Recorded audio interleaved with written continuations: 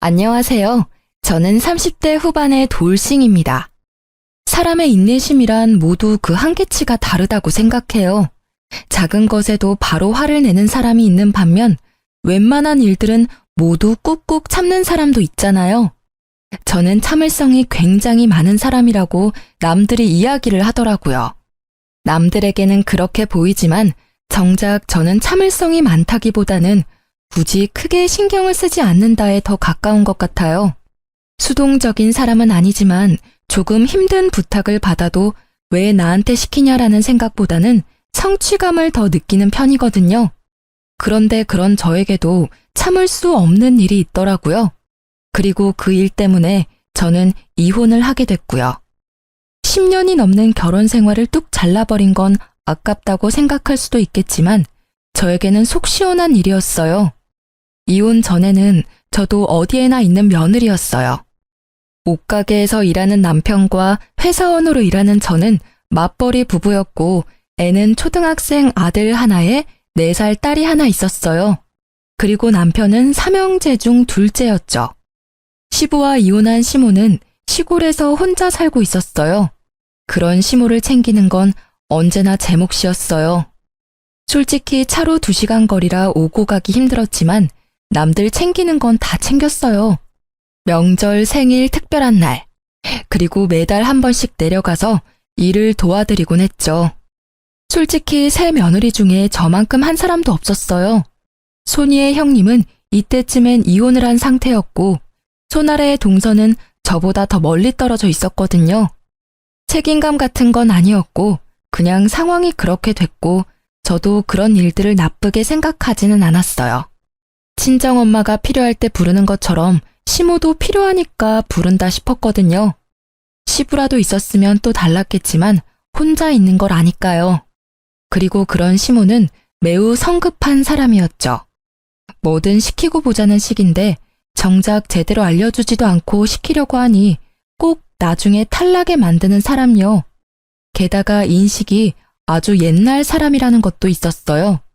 며느리들 고생하는 건 당연하다고 생각하는 점이요. 편하게 앉아 있는 꼴을 못 본다고 해야 하나요? 추석 명절에 새 며느리가 전 부쳐놓고 준비 다 해놓고 믹스 커피라도 한잔 할라 치면 꼭 그 이야기를 하는 거예요.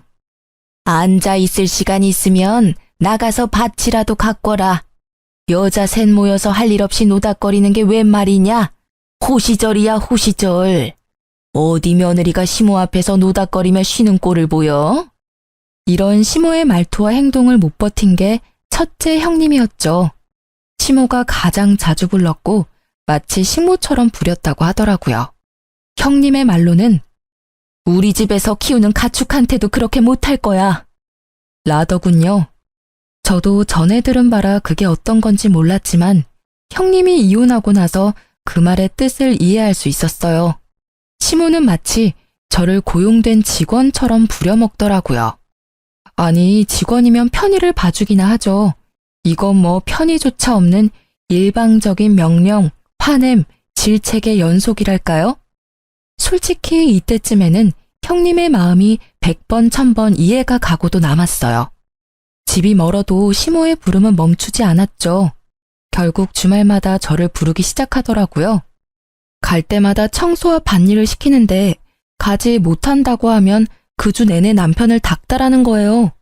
그러면 또 제가 보다 못해 가야 하는 거고요. 남편은 주말 장사가 더 잘 되니 같이 갈 수 없었고 결국 저는 아들과 딸을 친정에 맡겨놓고 시모일 거들러 주말에 시골을 내려갈 수밖에 없었죠. 그날은 제게 냉장고 청소를 맡기더라고요. 일단 안에 있는 내용물을 다 빼내야 하니 김치 냉장고에 고개를 숙여 김치통을 꺼내 들었어요. 생각보다 무거워서 끙끙대고 있다가 한 번에 훌쩍 들어올렸는데 무게중심을 잃고 뒤로 한 발짝 디뎠어요. 그런데 디딘 곳에 미끄러운 뭔가가 있더라고요. 그걸 밟고 뒤로 넘어진 저는 뒤쪽에 있던 선반에 엉덩이를 부딪히고 말았어요. 그런데 너무 아픈 거예요. 진짜로 눈앞이 번쩍하는 통증에 들고 있던 김치통까지 떨어뜨리고 통증을 줄이기 위해 앞으로 고꾸라지듯 허리를 숙였어요. 엉덩이가 너무 아파서 견딜 수가 없는데 큰 소리에 뛰어온 시모가 한심하다는 얼굴로 쳐다보며 말하더라고요. 일하기 싫어서 요령 피우는 거 봐라. 요새 며느리들은 왜 이렇게 일하기 싫어하는 거냐? 빨랑 안 일어나? 안 아픈 거 다 알아. 어디서 이런 야가 빠진 것들만 데려와가지고는. 그렇게 막말을 던지는데 사실 이때는 화를 낼 상황도 아니었어요. 너무 아파서 정신이 없었거든요. 그런데 그때 제 발 쪽에 있는 수건이 한 장 보였어요. 아까 전에 시모가 청소하라며 던져준 마른 행주였어요. 딱 보니 제가 밟고 넘어진 게 이 행주 때문이었더라고요. 결국 저는 주섬주섬 일어나 가방부터 집어들고는 시모에게 말했죠. 너무 아프니까 병원 좀 다녀올게요. 아이고, 병원은 무슨. 걸을 수 있으면 안 아픈 거야. 꼴랑 선반에 박아놓고는 무슨. 저는 시모의 반대에도 동네 병원으로 향했어요. 뒤에서 시모가 소리를 지르는 것이 들렸지만 그 말을 듣고 있기엔 너무 제가 아팠거든요. 병원에 가서 엑스레이를 찍었는데 의사가 의아하게 보더라고요. 일단 엑스레이상 골절을 확인하기가 어렵다고 했어요. 부위로 보면 꼬리뼈랑 엉덩이뼈 쪽인데 옆에서 보면 약간 울퉁불퉁해 보이는데 그게 골절이 됐는지 안 됐는지는 이걸로는 보기 어렵다고 하더라고요. 그러면서 통증이 계속 있으면 CT를 촬영하라고 하더군요. 저는 골절이 아니길 바라며 일단 진통제를 받아 시댁에 돌아왔어요. 병원에서 별거 없대지? 꺼봐라. 꼴랑 약 한 봉지 들고 올 거 뭐하러 병원까지 가서 돈을 써. 돈이 남아 도는구나. 일하기 싫으면 그냥 올라가. 사람 복장 터지게 만들기 전에. 내 자식이지만 어디 가서 저런 것들만 구해오니. 속에서 천불이 나. 그 말에 저는 시모에게 고개로 인사를 하고 차에 타고 집으로 돌아갔어요. 정말로 싸울 힘조차도 없었거든요. 차에서도 앉아있는 내내 엉덩이가 너무 아파서 악셀 브레이크 밟는 것도 힘들었거든요. 그나마 길이 잘 닦여 있어서 덜 힘들었지 만약 길이 험했다면 참지 못하고 내려야 했을지도 몰라요. 그날 저녁에 결국 저는 알아 누웠어요. 엉덩이가 아팠으니 배에 베개를 대고 엎드려 있었죠. 도저히 애를 볼 상황이 안 돼서 애들을 친정에 맡겨두고 혼자 끙끙대고 있는데 저녁 늦게 남편이 왔더라고요. 그런데 오자마자 화부터 내는 게 아니겠어요? 당신 도대체 오늘 무슨 일이 있었길래 엄마가 전화와서 난리야. 아니, 일 안 하고 싶으면 처음부터 내려가지를 말지. 왜 내려가서 또 이런 성가신 일을 만들어? 엄마 성격 알면서 꼭 이렇게 부스럼을 만들어야 돼? 나 아픈 거 안 보여? 아파서 집에 왔는데 그게 문제야? 게다가 다친 건 어머님 탓이 더 크다고. 나한테 소리치기 전에 제대로 알아보고 소리쳐. 아니 뭘 어떻게 다쳤다고 그렇게 끙끙대? 엄마 말로는 단순 타박이라는데 뭐가 그렇게 아픈데? 엉덩이 크게 부딪히지도 않았다며. 병원도 갔다 왔고 입원하라 소리도 없었다는데 그냥 일 좀만 해주고 오면 될 일 아니야? 아무리 일이 하기 싫다고 해도 이러면 엄마도 빈정상하지. 나 진짜 아프다고 말했지. 그리고 어머님이 수건을 밑에 던지지만 않았어도 내가 그거 밟고 넘어지는 일은 없었을 거라고. 넘어진 게 내 탓이니? 그리고 내가 아픈데도 무거운 거 들었다 놨다 하는 일을 해야 해. 그러다 내 몸 골병 나면? 애들은 누가 보고 일은 어떻게 해? 남편은 제 이야기에도 전혀 공감하지 않더라고요. 딱 보니 제가 단순 타박이라는 생각 때문에 더 쉽게 보는 것 같더라고요. 그런데 통증이 전혀 가시질 않고 더 심해져서 결국은 다음날 병원을 방문하게 됐어요. CT를 찍었더니 청골이라는 엉덩이 뼈가 골절이 돼서 앞뒤로 갈라져 있더라고요. 병원에서는 입원을 해도 고정 같은 건 못하고 하루 한 번 물리치료는 받을 수 있다고 하더라고요. 아플 때 진통제 정도 놔주고요. 다른 부위면 깁스를 하거나 수술을 할 텐데 엉덩이 뼈는 그냥 그대로 낫게 두는 수밖에 없다고 하더라고요. 입원을 하겠냐는 말에 어차피 안정을 취해야 한다면 집에서 약이나 먹으면서 요양하겠다고 했어요. 의사에게 물리치료는 한 번씩 나와서 받으라는 이야기를 듣고 집에 와서 쉬고 있었어요. 그런데 너무 아파서 집안일을 할 수가 없었어요. 움직이면 통증이 더 심해져서 무리더라고요. 결국 애 하원도 남편에게 부탁했죠. 그런데 남편은 엄청 툴툴대며 집에 오더라고요. 아직도 꾀병이야? 알겠어. 당신 아픈 거 알겠으니까 그만 좀 해. 집안일도 안 해놓고 애는 나한테 맡기고 이쯤 하면 되는 거 아니야? 무슨 시위를 이따위로 하는 건데? 시위? 남편의 말에 저도 말이 곱게 나갈 리가 없었죠. 말보다는 보는 게 더 빠를 것 같아서 제가 찍어온 CT 사진을 보여줬어요. 이래도 내가 꾀병이야? 엉덩이 뼈가 찢어져서 앞뒤로 갈렸는데 뭐? 꾀병? 최소 한 달은 쉬어야 한대. 입원하라는데 그냥 왔거든? 그걸 보는 남편의 입은 열리지 않더라고요. 아니, 뼈가 앞뒤로 갈라져서 앉지도 서지도 못하는데 일을 할 수 있었겠어? 진짜 실망이다, 당신. 어떻게 아프다는 마누라 병원 데리고 갈 생각은 하지도 않고 도리어 꾀병이라며 탓을 해? 진짜 부서진 건지 몰랐잖아. 미안해. 남편이 멋쩍은 얼굴로 사과를 하는 그때 남편의 전화가 울렸어요. 시모였죠. 남편은 의뢰하던 대로 스피커폰으로 전화를 받았고요. 애미한테 이번 주말에 집에 와서 일 좀 거들라고 해라. 저번 주에 그렇게 해놓고 가서는 집이 엉망진창이야. 지가 싸지른 건 치워야지. 가란다고 홀라당 집으로 가. 어디 버르장머리 없이. 어머니, 안사람 집에 못 가요. 엉덩이 뼈 골절됐대요. 어디서 거짓말이야? 꼴랑 그렇게 넘어진 걸로 엉덩이 뼈가 부러지면 내 뼈는 남아나지도 않았어. 일하기 싫어서 관두라 그래. 우리 집에 그렇게 요령 피우는 며느리는 필요 없다. 진짜 골절이에요. CT 찍었는데 앞뒤로 갈렸더라고요. 그러니까 어머니, 당분간은 이 사람 말고 다른 며느리 부르세요. 남편의 간곡한 말에도 시모는 의심이 되는지 다음날 집에 왔더라고요. 또 누워있냐? 뭐가 그렇게 아파서 누워있어? 시어머니 오셨으면 발딱발딱 일어나서 맞이해도 모자랄 판에. 어머님, 제가 골절이라고 들으셨잖아요. 못 믿어서 오신 거면 의사 선생님한테 가서 확인하세요. 그러잖아도 물리치료하러 가야 되니까요. 결국 의사의 이야기를 듣고서야 시모는 조용해지더라고요. 그렇게 집으로 왔는데 남편이 시모에게 전화했더라고요. 집에 오셨으니 집안일 좀 해주고 가시라고. 결국 시모는 씩씩대며 집안일을 해놓고 이틀 뒤에 가셨어요. 시모가 던진 수건 한 장에 넘어지게 됐으니 저한테 뭐라 말은 못하셨죠. 결국 남편의 부탁으로 이틀 동안 제 수발을 들어준 시모를 보니 속이 다 시원하더라고요. 제가 지금 아니면 언제 시모의 수발을 들어보겠어요? 그렇게 시모가 저의 수발을 들고 간 지 얼마 되지 않아 시모에게 연락이 왔더라고요. 저희 집 근처로 이사 오신다고요. 아무래도 첫째 형님 내외 이혼하고 일 부려먹을 사람 없으니 우리 집 쪽으로 이사 오시는 듯 했죠. 걱정이 앞섰지만 설마 지금보다 더 괴롭히겠나 싶은 마음이 컸어요. 그런데 설마가 사람 잡는다고 이사한 날부터 저를 그렇게 괴롭히더라고요.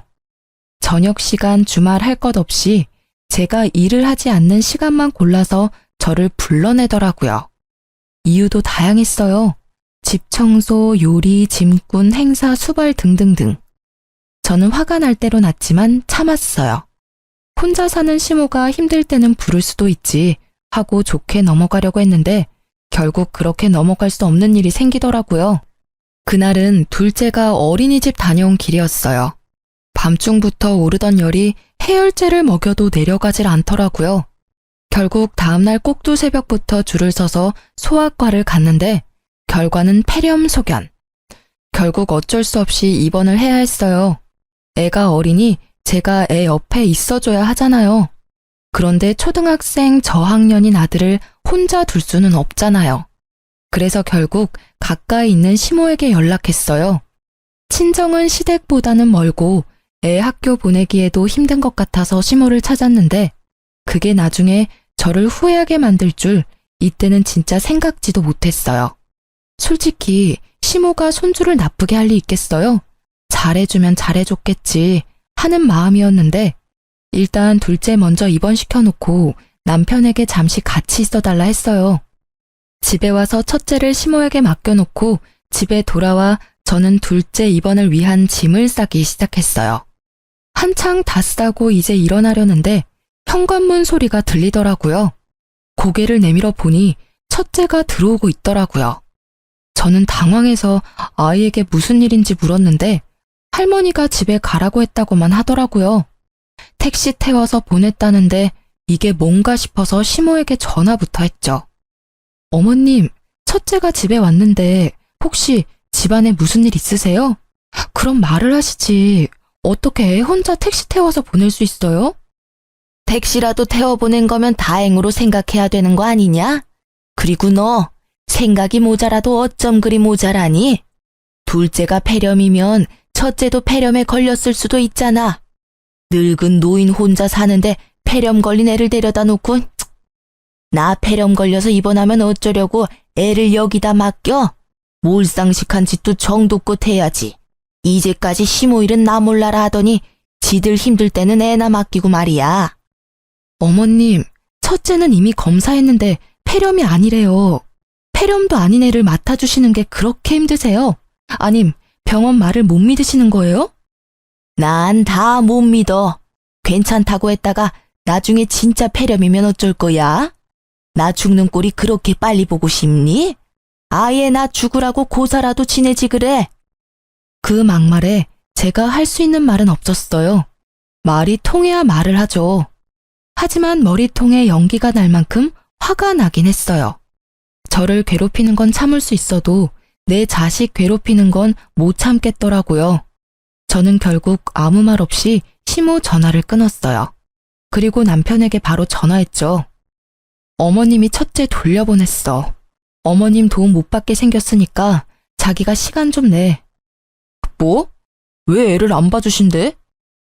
혼자 사는 늙은이 폐렴 걸리게 만드는 며느리라며 아주 난리도 아니셨거든? 아직 초등학교 저학년인 애를 택시 태워서 홀라당 집에 보내셨더라. 기도 안 차서 정말. 그러니까 당신이 퇴근 후에 둘째 병간호해. 결국 남편과 저는 번갈아 가며 두 아이를 케어하게 됐죠. 남편은 낮에 일을 하는 동안 첫째는 학교와 학원으로 시간을 보내고 저는 둘째 병간호를 했어요. 그리고 남편은 퇴근 후에 둘째 병간호를 하고 저는 저녁에 첫째 밥 먹이고 함께 있어준 뒤에 애가 잠든 밤에 홈캠을 애 방에 켜두고 병원으로 와 남편과 바통 터치했어요. 진짜 피말리는 날들이었어요. 그런데 주말이 되니 첫째가 아침부터 쭉 혼자잖아요. 남편은 주말이 바쁘고 주말은 지나야 둘째는 퇴원이고 결국 남편이 시모에게 재차 부탁해서 애 밥만 챙겨주라고 했어요. 남편과 제가 없는 점심 식사만요. 그렇게 주말이 잘 지나가나 했는데 오후 4시쯤 전화가 왔어요. 첫째한테서요. 엄마, 나 배고파. 집에 먹을 거 없어? 응? 점심 많이 안 먹었어? 집에 사놓은 건 없는데. 혹시 엄마가 배달시켜줄까? 응. 알았어. 엄마가 분식 시켜줄게. 근데 점심 맛이 없었어? 엄마가 너 좋아하는 반찬 많이 해놓고 왔는데? 몰라. 할머니가 밥 안 주고 빵 하나랑 우유 하나 주고 가셨는데. 뭐? 식사를 안 챙겨주셨다고? 냉장고에 반찬 가득 넣어놨는데? 그거 안 차려주셨어? 몰라. 난 방 안에 있었어. 할머니가 빵이랑 우유 주면서 나더러 방에서 나오지 말라고 했어. 할머니 계시는 동안에는 절대로 방문 밖에 나오지 말라고. 병균 옮기면 할머니한테 혼날 거라고. 그래서 계속 방 안에 있었는데 너무 배가 고파서. 할머니가 너한테 진짜 그렇게 이야기했어? 저는 경악을 금치 못했어요. 세상에 어느 할머니가 친손주를 병균 취급을 해요? 열받은 저는 남편에게 전화했죠. 당신 어머님 좀 어떻게 해봐. 왜 그러시는 거야 정말? 왜 또 무슨 일인데 일하는데 전화를 해? 웬만하면 집에 가서 하자, 응? 집에 오면 이야기할 시간이라도 있어? 내일도 어머님 우리 집에 오실 건데 애를 병균 취급하면서 방에서 나오지도 못하게 했다고. 여보, 유난 떨지 마. 애가 과장되게 말하는 거겠지. 엄마가 설마 그럴 리가 없잖아. 당신은 당신 엄마를 너무 몰라. 그렇게 하고도 남을 사람이거든? 지금 당장 둘째 병원 앞으로 와. 지금 일하는데 어떻게 가냐고. 말이 되는 소리를 해. 애가 아파서 병원에 입원했는데 왜 일을 못 봐줘? 당신 혼자 일하는 거 아니잖아. 다른 일에는 다른 직원한테 부탁해서 잘도 빠져나오더니 애 아플 때는 왜 못해? 결국 제 말에 남편은 투덜거리며 병원까지 왔더라고요. 저는 그 길로 집으로 갔어요. 첫째 아들이 덩그러니 거실에 앉아서 TV를 보고 있더라고요. 괜찮은가 싶은 마음도 잠시 아들이 몰래 눈물을 훔치더라고요. 아들, 울었어? 왜 울어? 엄마가 여기까지 왔잖아. 뚝해, 응? 엄마, 할머니가 나더러 병균 덩어리래. 엄마한테 전화했다고 나한테 뭐라고 했어. 호로 자식? 근데 그게 무슨 뜻이야? 그건 나쁜 말이야. 할머니들이 가끔씩 쓰는 말인데 너는 몰라도 되는 말이야. 그리고 또 뭐라고 하셨는데? 나한테 싸가지 없는 건 엄마 닮았다고 했어. 근데 싸가지는 뭐야? 부글부글 끓어오르는 속을 꾸역꾸역 눌러 담으며 최대한 아들에게 상냥하게 말했어요. 그런 말도 있는데 나쁜 말이야. 그 말도 기억에서 얼른 지워. 그리고 애탁해서 꼴도 보기 싫대. 애탁? 그게 무슨 뜻인지 몰라서 잠시 생각하던 제 머릿속에 떠오른 단어가 하나 있었어요. 외탁을 했다는 말. 첫째가 저를 닮아서 보기 싫다는 말이었겠죠. 더 이상 저는 시모를 용서하지 않기로 했어요. 애를 달래고 둘째 병원에 와서 저는 시모에게 전화를 했어요. 어떻게 애한테 그런 막말을 하실 수가 있어요? 애가 무슨 죄가 있어서 그런 말을 들어야 하냐고요. 자식 키우신 분이 어떻게 손주한테 그런... 내일 오지 마세요. 제가 알아서 할 테니까요. 그런다고 누가 무서워할 줄 아니? 그리고 내가 못할 말했어? 걔가 병균을 가지고 있으니까 병균이라고 한 거고 널 닮아서 외탁했다고 한 거지. 그나저나 그 애미나 그 자식이나 똑같네. 그걸 또 그새 너한테 일로 바쳤어? 이러니 내가 정이 안 가지. 알겠어요. 정 안 가는 손주 볼 일 없으실 테니까 내일부터 오지 마세요. 그리고 주말에도 저 부르지 마세요. 안 갈 거니까요. 싸가지 없고 꼴 보기 싫은 며느리 싫으시잖아요. 그러니까 부르지 마세요. 부르려면 어머님 아드님이나 부르세요. 그렇게 말하고 전화를 탁 끊었죠. 그리고 시모의 모든 연락을 무시했어요. 그런데 몇 달이 지났을까요? 남편이 시모가 다쳤다고 하더라고요. 계단에서 내려오다가 발목 뼈가 골절이 됐다고 하더라고요. 입원하라는 거 안 하고 집에서 있는다길래 저는 기회다 싶었어요. 남편이 좀 가달라고 하길래 알겠다고 하고 시댁에 내려갔어요. 그리고 제가 뭘 했는지 아세요? 아무것도 안 했어요. 시모가 밥을 차리라는데도 밥 안 차리고 혼자 사온 거 먹고 시모가 화를 내는데도 들은 척 하지도 않았어요. 결국 시모가 열이 받아서 저에게 소리를 꽥 지르더라고요. 너 뭐하러 왔어? 내가 아파서 아무것도 못하는데 여기 와서 나 염장 지르려고 왔냐? 복창 터지게 만들 일 있어?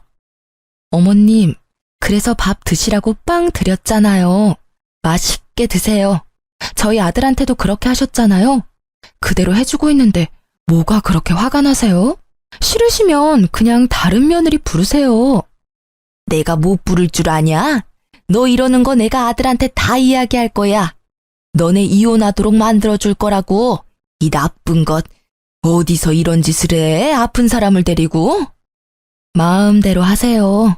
어차피 첫째 며느리는 어머님 성화에 못 이겨서 이미 이혼했고 막내 며느리도 척치고 살고 계시잖아요.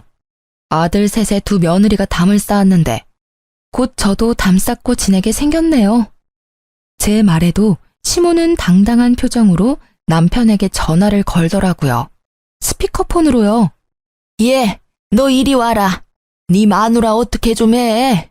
나 아파서 수발 들러 와놓고는 꼴랑 빵 한 쪼가리 주고는 밥 먹으란다. 어디서 이런 미친 것을 데려왔어? 아, 진짜. 와이프 좀 바꿔줘봐요. 바꿀 필요 없어. 나 다 듣고 있으니까 할 이야기 있으면 해. 당신 도대체 거기까지 왜 간 거야? 갔으면 엄마 수발 좀 잘 들어줘. 왜 매번 이렇게 싸우는데? 이거 당신한테도 문제 있는 거라고. 그리고 엄마가 좀 떽떽거렸다고 당신까지 똑같이 굴면 어떡해? 윗사람한테 그렇게까지 하는 거 아니야.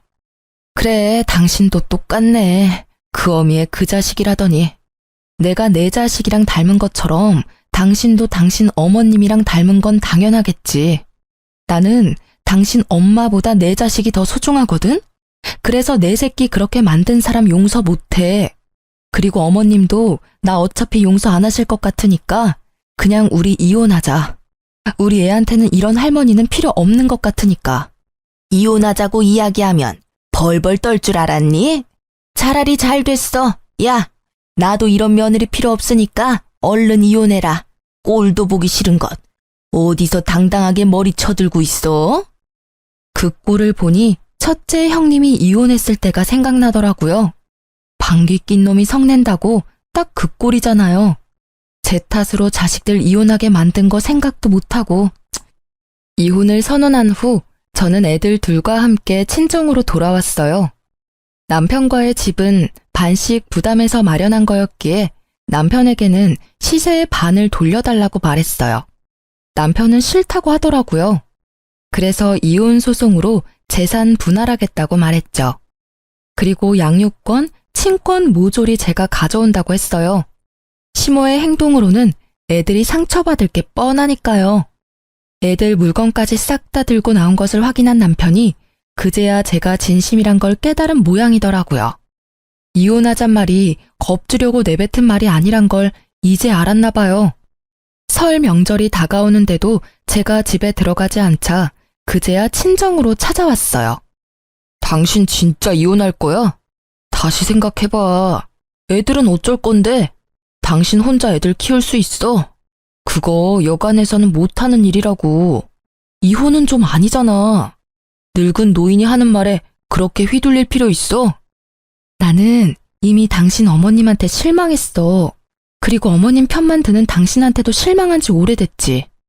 나는 나 괴롭히는 건 참을 수 있어. 이제껏 잘 참았으니까. 그런데 내 자식한테 모질게 대하는 건 절대 못 참아. 어떻게 친할머니가 손주한테 그런 행동을 해? 그런 말을 어떻게 하느냐고. 그거야 어머니가 잘못했지. 그래도 그걸 굳이 곧대로 받아들이는 것도 좀. 내가 받아들여야 하는 거였으면 흘려들었겠지. 근데 애잖아. 애는 무슨 죄가 있어서 그런 소리 듣고 상처받아야 하는데. 결국 제 말에 할 말이 없어진 남편이 입을 꾹 다물더라고요. 그때 제 폰으로 연락이 왔어요. 저는 전화를 받았죠. 형님, 저 막내예요. 혹시 이번 설에 어떻게 하실 거예요? 오실 수 있어요? 미안해 동서. 나 이혼하기로 했어. 이제 그 집안 사람 아니니까 설에 내려가는 건 알아서 결정해야 될 것 같아. 어머님이랑 무슨 일 있으셨죠? 저 진짜 미치겠어요. 형님이 없으니까 저한테 매일같이 전화 오셔서 며느리 잘못 봤다면서 늙은 노모 모시지도 않는다고 난리를 치시느라. 동서한테만 그러면 다행일 거야. 나는 진짜 우리 첫째한테 한 거 생각하면. 저도 이제 연락 끊어야 할까 봐요. 저번에 혹시나 싶어 한번 시골 갔는데 아침부터 저녁까지 일을 시키는데 밥도 제대로 안 주시는 거 있죠? 우리 친정에서는 남편 오면 닭부터 전복까지 몸에 좋은 거에다가 먹이기 바쁜데 전 밥도 못 얻어먹고 일만 하다 올라오잖아요. 그러니 말이야. 어쨌든 난 앞으로 쭉 그 노인네 보러는 안 가. 이혼할 거니까. 결국 그렇게 되네요. 첫째 형님부터 둘째 형님까지. 저도 올해부터는 시댁 안 가야겠어요. 어머님한테 당한 거 생각하면. 그렇게 전화를 끊고 나자 이번에는 시모에게 전화가 오더라고요. 전화를 받지 않으려니 눈앞에 있는 남편이 훤히 보여 차라리 전화를 받고 제 의지를 보이는 게 낫다고 생각했어요. 네. 그래, 너 이번 설에 내려오너라. 네가 잘못한 거는 내가 다 덮어줄 테니까 어차피 이혼하고 나가봐야 너만 고생 아니냐? 이혼하지 말고 이번 설에 내려와. 거의 명령조였어요. 제가 마치 무조건 받아들일 것처럼 말하더라고요.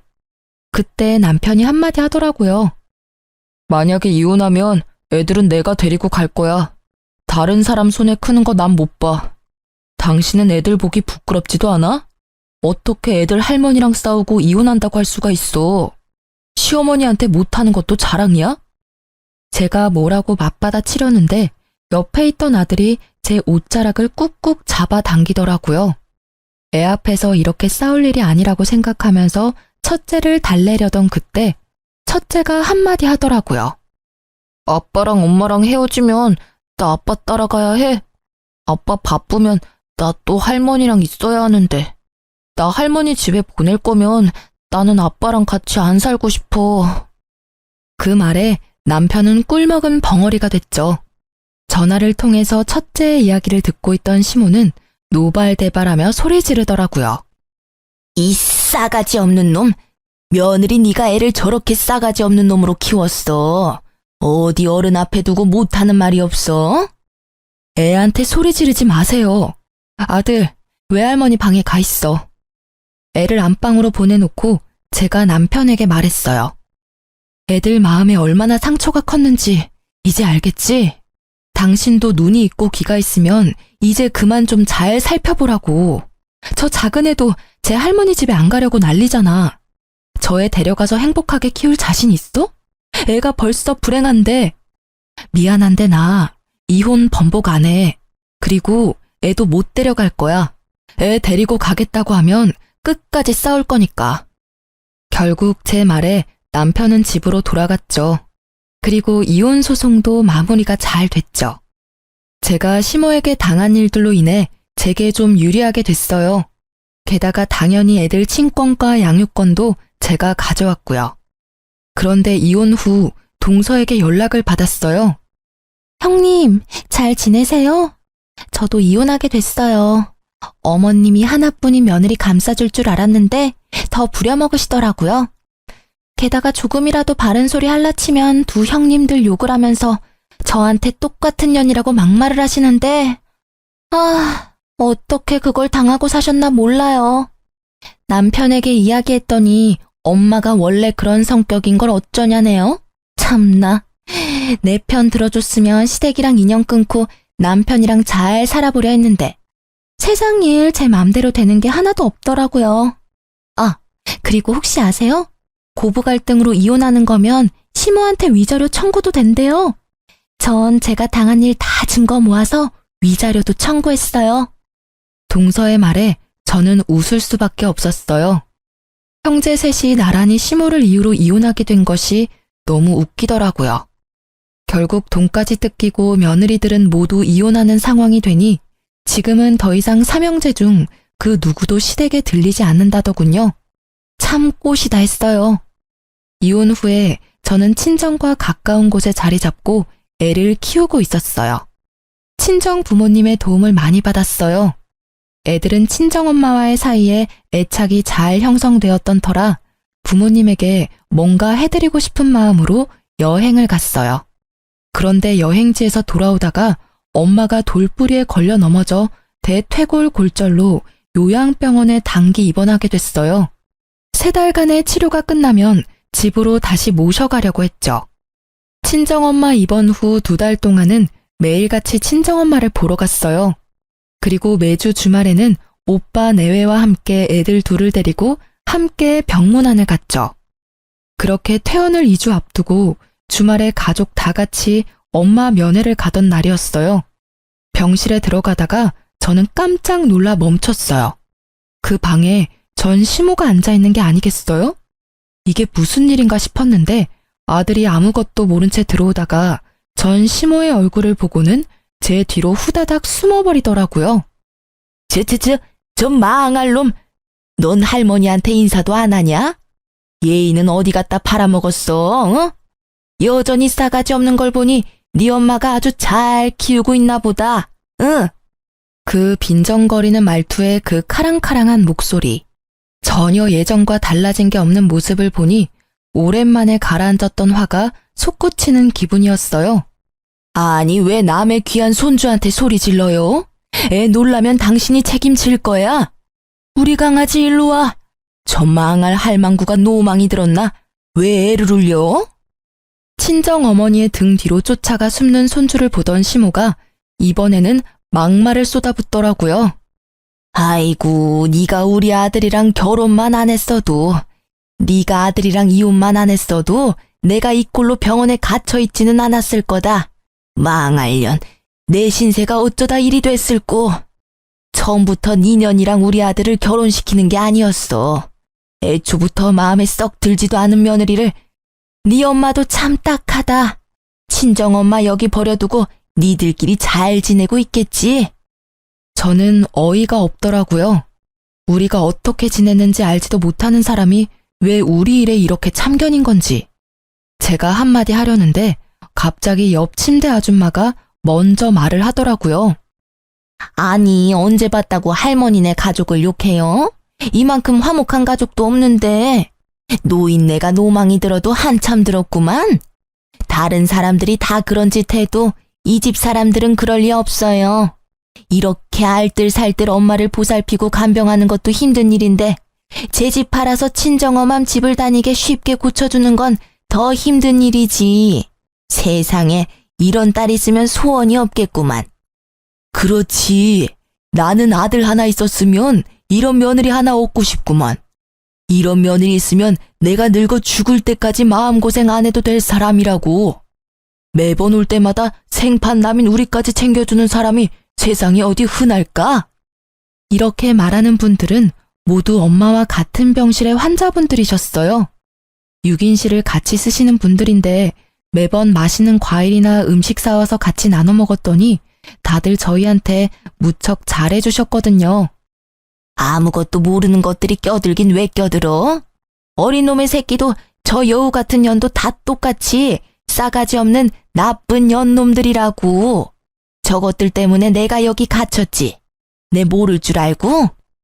저는 이혼 후에 그쪽 가족분들과 연락한 적 단 한 번도 없어요. 그러니 여기 와 계시는 것도 그쪽 가족분들의 생각이시겠죠. 엄한 사람한테 누명 씌우지 마시고 애한테 욕도 하지 마세요. 저희는 이제 엄연히 남이라고요. 이런 식으로 욕하고 소리치면 저희도 참지 않을 거예요. 안 참으면 어떡할 건데? 그런다고 내가 무서워할 줄 아냐? 너, 네가 여전히 내 아들 조종하는 거 내가 모를 줄 알아? 여기서 꺼내. 나 여기서 꺼내주란 말이야. 제가 왜 그런 짓을 해요? 그 사람 본 적도 한참 전인데 말이 되는 소리를 하시라고요. 이러니 며느리가 셋이나 도망가죠. 그리고 자식들도 돌보고 싶겠어요? 본인한테 물으세요. 어머니가 하신 행동이 지금 이 상황을 만든 거니까. 이혼한 지 도대체 얼마나 지났다고 생각하세요? 이미 완전 남남이라고요, 남남. 결국 빈정상한 우리는 2주가 남았지만 같이 있을 수 없다는 생각에 퇴원수속을 밟기로 했어요. 그런데 퇴원수속 밟는데 전 남편이 들어오더라고요. 서로 깜짝 놀랐죠. 당신 어머니 들어오신 지 며칠 되지도 않는데 퇴원해? 우리 때문이라면 걱정 마. 지금 퇴원수속 밟고 있으니까. 그런 거 아니야. 병원에서 폭력성 있는 노인은 안 된다고 하는 바람에 다른 곳으로 옮기는 거야. 아, 같은 병실에 있는 할머니 한 분을 밀쳐서 넘어뜨렸더라고. 참 여전하시네. 사람 변하기 힘들다고 하지만 며느리가 셋이나 떨어져 나갔는데도 전혀 바뀐 게 없으셔. 우리도 그것 때문에 힘들어 죽겠어. 당신한테는 참 못할 짓 했지. 그리고 그걸 이제야 알아차린 것도 미안하고. 이제야 알아차린 거야? 당신도 참 늦다. 어떻게 이런 사태를 여태껏 모를 수가 있어? 그래도 이렇게 알아차린 것도 다행이지. 당신이 당신 엄마 편들 때 모습을 생각하면 이런 결과는 참 놀랄만한 일이긴 해. 큰형이 재혼하려는 문제 때문에 알게 됐어, 우리도. 형 재혼하려고 여자 데리고 왔는데 그 형수님 될 분도 예전 형수님처럼 엄청 부려먹으려고 하셨나 봐. 근데 그 형수님도 보통 분은 아니라서 결국 엄마랑 연 안 끊을 거면 자기랑 끊어야 한다고 하는 바람에 형도 재혼에 다시 실패했거든. 그러고 나서 형이 나서서 어머니 어떻게든 해야 한다고 하더라고. 이런 식이면 우리 셋 중에 그 누구도 재혼에 성공하지 못할 거라고 말이야. 솔직히 우리 형제 전부 다 그때쯤에는 다들 눈을 뜬 거지. 어떤 게 좋을까 고민했는데 삼형제 중 누구도 어머니를 맡으려는 사람이 없어서 결국에는 어머니 집 처분하고 돌아가실 때까지 요양원에서 모시자라는 결론이 됐고, 전 남편은 부끄러운 건지 괴로운 건지 연신 얼굴을 쓸어내리며 말하더라고요. 하긴 저런 상태의 사람을 집에서 케어하긴 힘들 테니까. 제가 사무실 밖에 있는 전시모를 힐끔 쳐다보며 말했어요. 전시모는 애먼 사람을 붙잡으며 화를 내고 있더라고요. 전화도 안 받고 병문안 한 번도 안 오던 놈. 네가 자식이야? 나 집에 갈란다. 집으로 보내줘. 왜 나를 여기다 처박아 놓냐고. 여태껏 우리 탓, 이제는 없는 며느리 탓만 하셔. 그때 당신 말 들었으면 우리가 헤어질 일도 없었을 텐데. 그땐 내가 왜 그랬는지. 후회하지 마. 난 지금 잘 살고 있어. 당신도 앞으로 잘 살아. 그때 한 당신 선택이 지금 당신을 만든 거니까. 나한테도 과거 이야기 꺼내지 말고. 전시모가 어떻게 살아왔는지 눈에 훤하더라고요. 사람을 칼같이 쳐내며 좋으실 대로 살아오셨으니 옆에 버틸 사람이 없는 거겠죠. 그렇게 시모가 사무실 밖에서 집에 가고 싶다고 외쳤지만 결국 다음 목적지는 다른 요양원이더라고요. 마지막까지 시모는 자기 잘못을 모르더라고요. 아들들에게 배신당한 것을 이제는 없는 며느리 탓을 하는 걸 보니 말이에요. 집도 처분당해서 나가더라도 갈 곳이 없을 텐데 저리 집에 가자고 용을 쓰다니. 그 집에는 더 이상 자신을 그리워할 사람이 아무도 없다는 걸 아직까지 믿지 못하더라고요. 그렇게 전 남편과의 짧은 재회 후 저는 다시 일상으로 돌아갔어요. 아이 둘은 제법 컸고 재혼 생각은 아직 없지만 좋은 만남을 이어갈 사람도 생겼어요. 그렇지만 어떤 이유에서건 제 아이들을 상처받게 할 사람들과는 인연을 맺고 싶지 않은 게 제 마음이에요. 친할머니에게조차 남보다 못한 취급을 받은 아이들에게 더 이상 상처를 주고 싶지 않아서 남들보다 더 신중해질 수밖에 없더라고요. 제가 제 삶을 찾아가는 건 아마 아이들이 지들 인생을 찾아 독립을 하고 난 뒤일 거예요. 어떤 사람들은 그게 늦다고 생각할지 모르겠지만 저에게는 그게 제일 좋은 선택이라는 생각이 들거든요. 이렇게 글을 쓰고 보니 저도 참 순탄치만은 않은 인생을 살아왔다는 걸 실감하게 되네요. 누가 이런 경험을 할 수 있겠어요? 물론 돈 주고도 하고 싶지 않을 경험이긴 하지만 3명의 며느리를 이혼시키는 시모라니. 예전에는 치가 떨릴 만큼 싫었는데 지금은 참 대단한 사람이라는 생각이 들어요. 어떻게 살아오면 그런 사람으로 완성되는 건지. 이 글을 쓰면서 예전의 일들을 꺼내보는 것은 그리 즐거운 일은 아니었지만 이왕 꺼낸 김에 이 글을 읽는 분들이 함께 욕하고 화내주시면 제게 큰 위로가 될 것 같아요. 제 사연 들어주셔서 감사합니다.